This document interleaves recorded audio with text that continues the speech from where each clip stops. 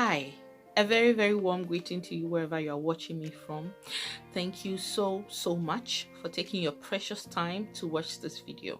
God bless you so much. I trust that you are safe. I trust that you are doing well wherever you are. And I trust that you are listening and adhering to the basic health tips that have been given to help prevent the spread of this coronavirus. God bless you so much. Today, I want to talk to you about another form of giving, which is not monetary, so that you can also give even if you don't have money.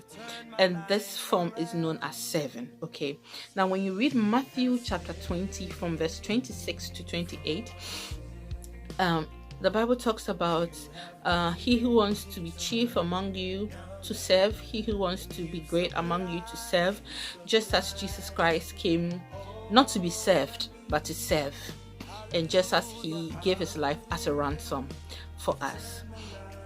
Now, serving is also a form of giving, because you give, but this time around, not your money, your time, your hard work, your effort. It could be anything else. Okay, now sometimes we make it seem so complicated, but it's not.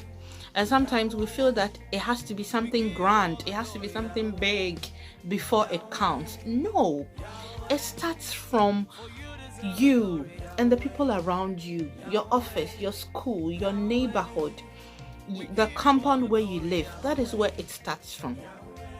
Okay, and if you say you're a Christian, you don't have to say you're a Christian. People have to see you and how you behave and say you're a Christian. So the people close to you, the people in your neighborhood, the people in your office, the people in your school, what do they say about you? That is who you are, as in your character. It is what you give out that they see. Do they see Jesus in you? Do you act Jesus like? Okay, now let's say your community where you live, or your compound where you live, there are children there. A form of giving could be putting the children together and teaching them, maybe once or twice a week. It could be anything, a musical instrument, it could be a subject from school, maybe maths, maybe English, maybe social, maybe science. Okay, you teach them for free. It's a form of giving, and you impact onto the children. Let's say there's an elderly person who lives around, who doesn't really have anyone. Maybe the person has a child living with him or her.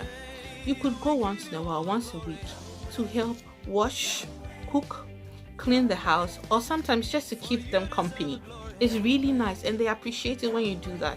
Okay, at church you could help clean, usher, help with children's service. I mean, you give your time. It doesn't only have to be when it's convenient for you.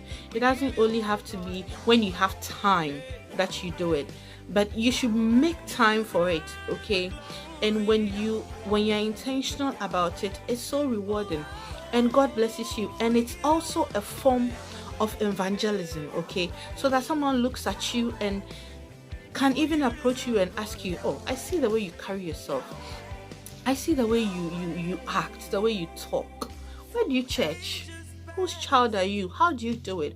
Can you help me? Okay, now if we read Colossians chapter 3 verse 12, it says, put on therefore, as elect of God, holy and beloved, compassion, kindness, humbleness of mind, meekness, long suffering.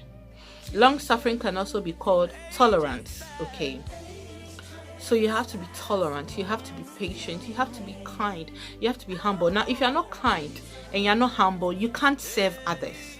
You always see yourself too big to do something, too big to help someone carry their goods or their bags, too big to help someone carry their water, too big to help someone in the trotro.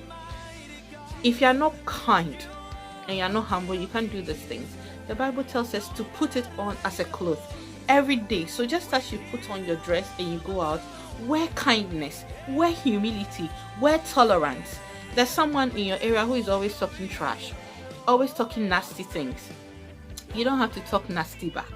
No, if you're a child of God, your standard is Jesus Christ. So no matter what is thrown at you, what you give out should be Jesus Christ, pure. The person comes to say horrible, nasty things to you. You don't have to say nasty things to the person back. Your standard is Jesus Christ. So the person says horrible things to you, you smile. You say kind things to the person. It doesn't mean it's easy. It's not. If someone comes and say nasty things to you, the first response is saying nasty things back, because that is the flesh. Okay? But when you become a child of God, you learn to control this flesh and subdue the flesh, so that the flesh wants to slap the person like to chaniniso because of what the person said. But the spirit in you is bearing fruit of love, of humility, of kindness, of tolerance. So sometimes you just walk away. Okay? So you are not like, hey, as for me, no. That is not how a child of God should talk.